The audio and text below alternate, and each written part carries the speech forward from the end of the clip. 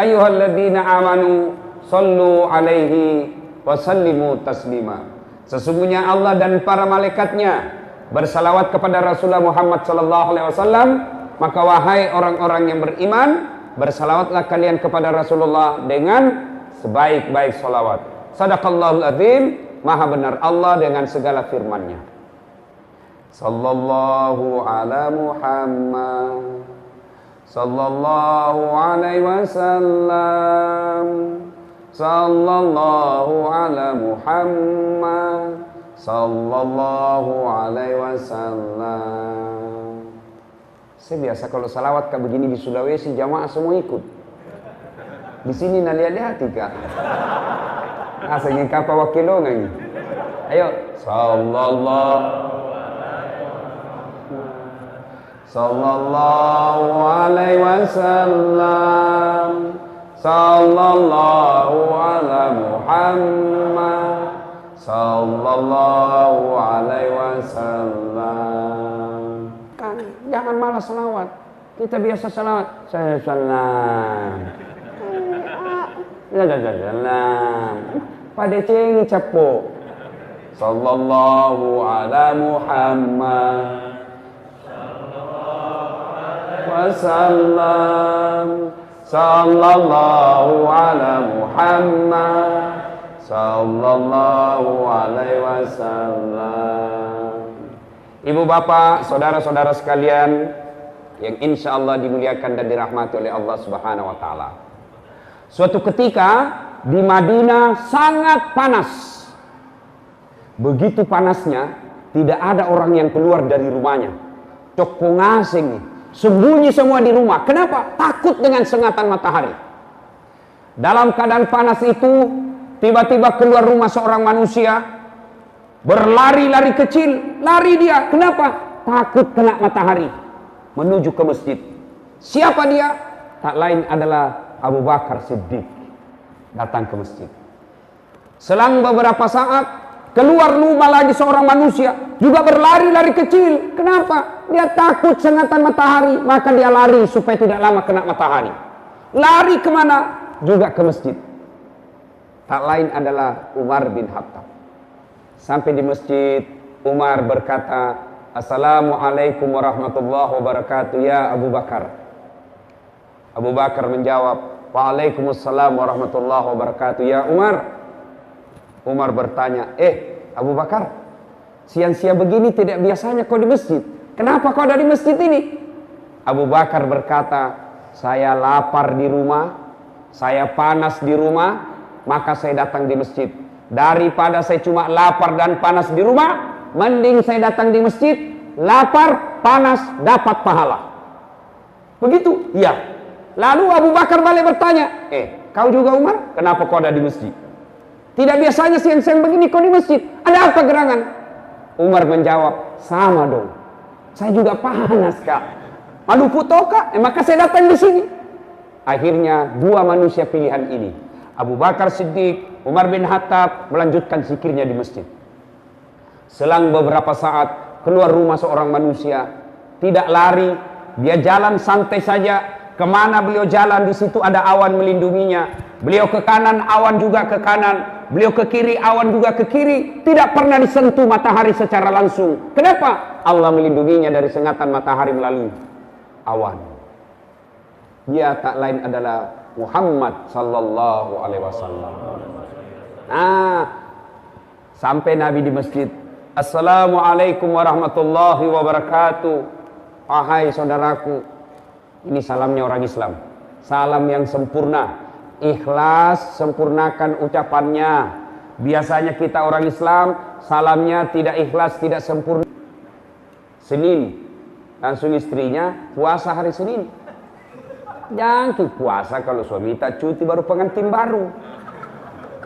Jangan kau ketawa anak muda, ini urusan orang tua. Mengerti jaki maksudnya toh? Boleh itu isi. Bahkan ibu bapak saudara-saudara sekalian, kalau ibu tetap misalnya suami tak, Bu pulang ke ini, kenapa? Naik spanding. Dia bilang puasa kak pak. Ketika dia lanjutkan puasanya, bukan dia dapat pahala, tapi laknat Allah bagi perempuan ini.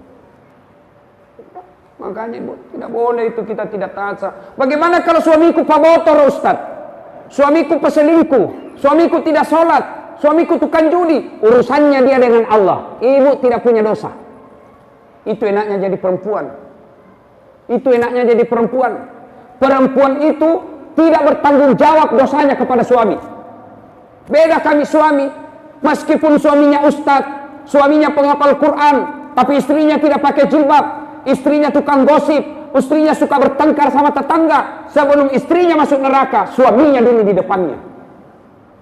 Hati-hati Pak, satu saja susah diurus, apalagi mau poligami. Banyaknya orang sekarang tidak mampu, dia mampu, tidak mau berkurban, padahal dia mampu. Sebaliknya, dia tidak mampu, mau poligami. Ini ketawa lagi, ini bapak-bapak kalau poligami, dan senyum, barani ki. Coba nih, ibu-ibu, mari nih ibu-ibu kalau kita cerita poligami. Usah nih Pak Guru salah si Ustaz sih. Bukan Pak Guru salah, dijelaskan saja. Bapak-bapak jangan coba-coba kalau tidak bisa ngurus. Satu saja itu tanggung jawabnya di akhirat luar biasa. Apalagi kalau mau keempat. Yang ketawa. Nah ibu bapak saudara-saudara sekalian yang saya hormati ya. Kembali tadi. Ketaatan kepada suami. Ibu-ibu zaman sekarang, saya heran kalau masih ada yang malas. Bandingkan ibu-ibu zaman dulu. Itu ibu-ibu zaman dulu kasihan luar biasa. Masaknya pakai kayu. Sekarang kita tinggal pakai gas. Lampunya semperong. Ini anak-anak milenial tidak tahu ini. Itu yang lampu dikasih masuk baru ada kaca-kacanya. Dipakai belajar. Pas selesai belajar ada semua itu ada asap di sini dulu Pak. Ini apa semua dulu itu? Dulu. Nah, Bapak saudara-saudara sekalian. Nah, akhirnya istri Abu Ayyub ini berkata, "Tajan nila keku cinampak minang kasih." Beberapa saat kemudian datang betul Abu Ayyub. Assalamualaikum warahmatullahi wabarakatuh. Abu Ayyub, gembira Abu Ayyub. Alhamdulillah, barakah, didatangi ulama, didatangi Nabi, didatangi sahabat Nabi. Ini luar biasa berkah bagi kami. Begini orang Islam, didatangi ulama, didatangi alim, didatangi orang baik agamanya senang. Biasanya kita kalau datang imam dari rumah tak, senang apa tidak? Kalau datang pengurus masjid ke rumah tak, senang apa tidak? Bengkok mukanya, apalagi kalau bawa mimap. Sumbangan sih. Itu Rasulullah, Abu Ayyub didatangi oleh Nabi, gembira betul. Ini orang Islam, senang memuliakan ulama. Kita biasa kalau ulama, kita tidak muliakan. Kita lebih hormat sama artis daripada ulama. Kalau artis dia hormati, kalau bupati dia hormati, dia cium tangannya itu bupati, padahal baru 10 menit yang lalu tanda tangan korupsi. Kita cium lagi tangannya, batena na hormati bupati, Pak Camai. Tapi kalau ulama dia tidak hormati, padahal tidak ada mengatakan bupati pewaris para nabi. Tidak ada itu. Ulama, al-ulama'u warisatul anbiya. Ulama adalah pewaris para nabi. Termasuk itu imam-imam masjid. Kalau artis kita undang, Masya Allah, kasih pesawat, bisnis kelas. Nah bedanya, Nabi ketika ada masalahnya, beliau datang ke masjid. Coba Umar, Abu Bakar, lapar di rumahnya, kepanasan di rumahnya, kemana? Datang ke masjid. Berarti kalau ada masalah dalam rumah tangga, datang ke masjid, mengadu kepada Allah. Tapi kita ada masalah ke masjid, bukan. Ada masalah doa, bukan. Ada masalah sholat, bukan. Ada masalah apa? Ambil handphone, update status, langsung update. Nah jelekkan suaminya, tak kusangka kau begitu.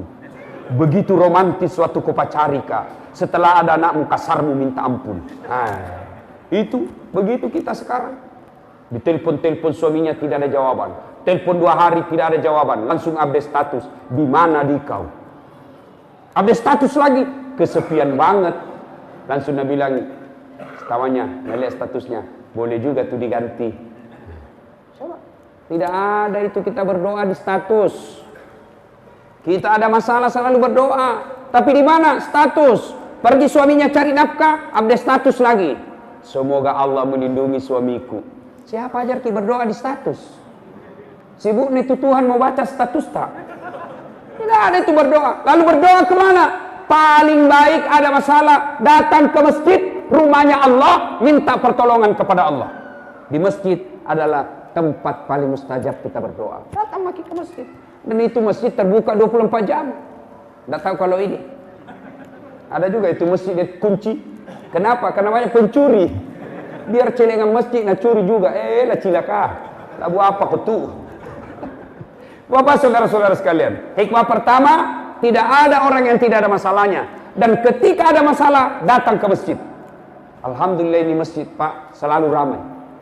Alhamdulillah. Apalagi kalau subuh. Penuh ini masjid Pak. Sampai di luar. Tidak ada di dalam.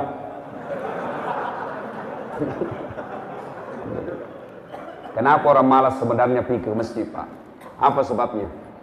Satu, sebab orang malas ke masjid karena dia tidak lihat pahalanya. Coba kalau dilihat pahalanya, diumumkan sama panitia masjid. Siapa yang datang berjamaah dikasih pulsa 200.000. Sholat subuh jam 5 Pak, setengah 4 sudah penuh masjid. Karena lihat pahalanya. Karena tidak dilihat pahalanya, maka masjid sepi dari jamaah. Yang kedua, apa juga yang kadang-kala membuat orang malas ke masjid? Kalau masjid itu terlalu mendoktrin satu paham sehingga paham orang lain dia salahkan. Ada juga itu masjid begitu. Ini kaligrafi bid'ah. Ada itu Ustaz, bid'ah tidak boleh. Maulid bid'ah. Isra Mi'raj bid'ah. Masuk neraka. Masa orang gara-gara maulid masuk neraka, bos? Nenekmu punya neraka. Luasnya itu surga kau tidak mau kasih masuki. Nah, sekarang banyak ini yang mulai begitu. Belajar agama baru 3 bulan belajar agama. Itu pun di YouTube. Baru 3 menit habis kuotanya. Tidak lengkap dia belajar. Lalu gara-gara itu dia belajarlah dia bahwa bid'ah, doa bersama selesai sholat, bid'ah, tidak ada pada zaman Nabi. Jabat tangan selesai sholat, sesat. Masa gara-gara jabat tangan kita sesat? Ceramahnya juga ceramah bikin takut-takut. Apa judul ceramahnya? Kesalahan-kesalahan orang yang berjamaah. Orang disuruh datang berjamaah, nak kasih salah-salah tosi dia. Kesalahan-kesalahan orang yang sholat. Kenapa orang sholat kau kasih salah-salah? Mestinya judul ceramahmu kesalahan orang yang tidak sholat. Kesalahan-kesalahan orang yang kurban. Kenapa orang kurban kau kasih salah? Dan ada itu begitu. Sholat seolah-olah dia saja punya masjid. Betul. Akhirnya orang malas datang ke masjid. Khutbahnya hanya bikin salah saja. Neraka terus. Kamu dibanting, dilipat, ditusuk perutmu, masuk ke lehermu, digunting lidahmu. Dia bilang anak muda jangan ke masjid, dia bikin takut-takut. Bagaimana orang mau ke masjid? Yang asan orang tua sudah pensiun.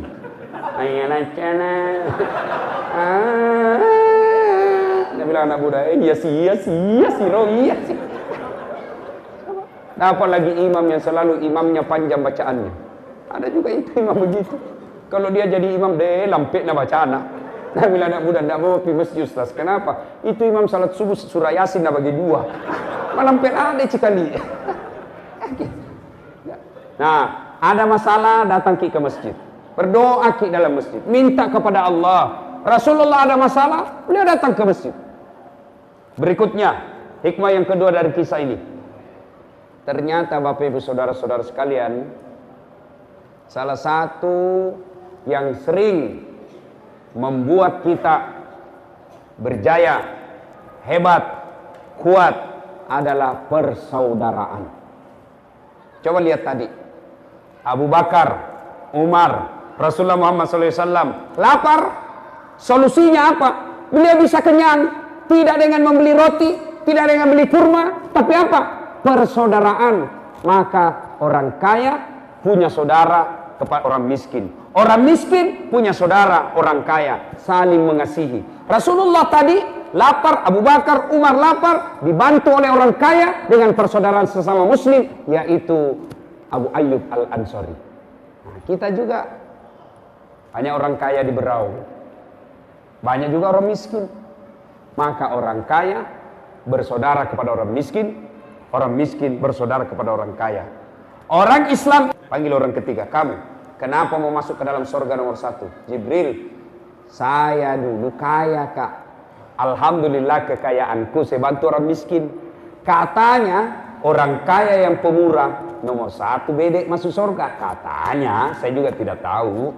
Nabi bilang Jibril, siapa kasih tahu kok? Nabi bilang Ustaz. Wih, sama, mundur kok. Tidak boleh kalau nggak ustazmu, mundur. Tanya orang keempat, kamu kenapa mau masuk ke dalam surga nomor 1? Nabi bilang, saya itu tadi ustaz cerita ini tadi.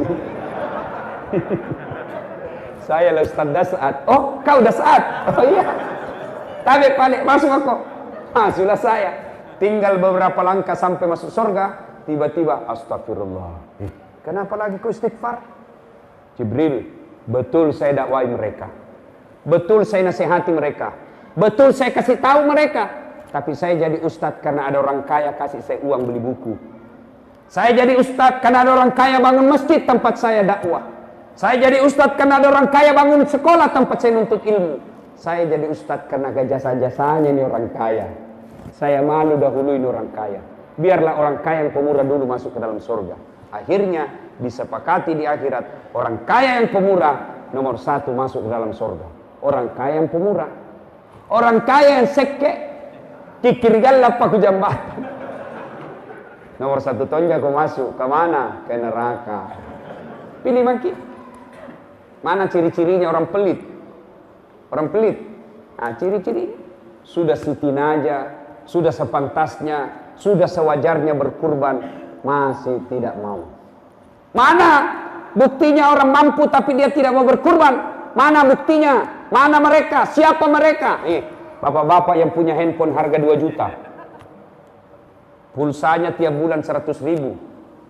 Lalu tidak berkurban, bapak dipertanyakan keislamannya. Handphone saja 2 juta. Kambing di sini berapa? Berapa satu kambing di sini? 3 juta. Coba, handphone saja bapak beli 2 juta. Pulsa tiap bulan 100 ribu. Berarti berapa kita bapak punya? Lalu beli kambing tidak mampu. Siapa lagi mereka ini yang dikhawatirkan berperkara di akhirat nanti? Perokok. Ada perokok di sini? Ada? Tidak ada dalam masjid. Dengar kini yang perokok ya, dengar serius saya ini. Bapak lihat tayangan tadi orang-orang Palestina, ya? Bapak lihat siapa yang membunuh saudara-saudara kita. Saya malah pernah lihat itu di medsos. Anak-anak di baris usia belasan tahun, kira-kira usia 8 tahun, 9 tahun, 11 tahun. Diikat di tiang-tiang seperti ini. Diikat tangannya, lalu datang tentara Israel, dia gerek semua lehernya. Itu bukan rekayasa karena ada videonya. Siapa yang lakukan? Orang Yahudi kepada orang Islam. Bapak tahu orang Islam yang ada sekarang di Al-Quds, yang ada di situ tinggal 100.000 orang. 100.000 orang saja lagi. Semua sudah keluar, tidak tahan disiksa. Coba, tahu tidak itu Palestina? Orang Yahudi dulu datang ke Palestina, ibaratnya kalau tinggal di Tanjung Redap ini, Tanjung Redap, ya, cocok di Tanjung Redap namanya ini kota. Nah, dia tadinya hanya tinggal di pesisir sungai, sedikit saja, kira-kira hanya 10 kilo persegi dia miliki. Lambat laun menjadi 50 kilo, menjadi 100 kilo. Akhirnya apa? Lebih banyak sekarang wilayahnya orang Yahudi daripada orang Islam. Dan apa hubungannya sama rokok? Bapak tahu yang punya rokok?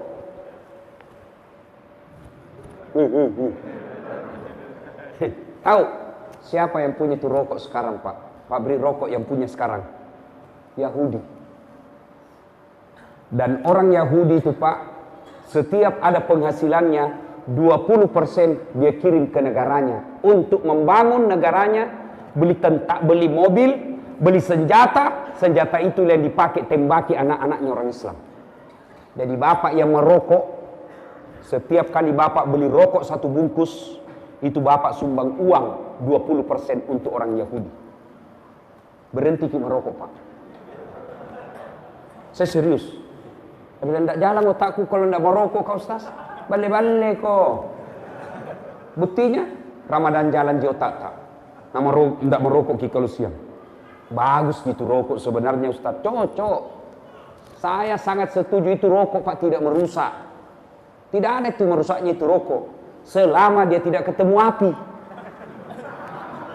Boleh nih. Yang penting jangan kasih ketemu api. Tidak merusak itu rokok. Yang penting jangan kasih api.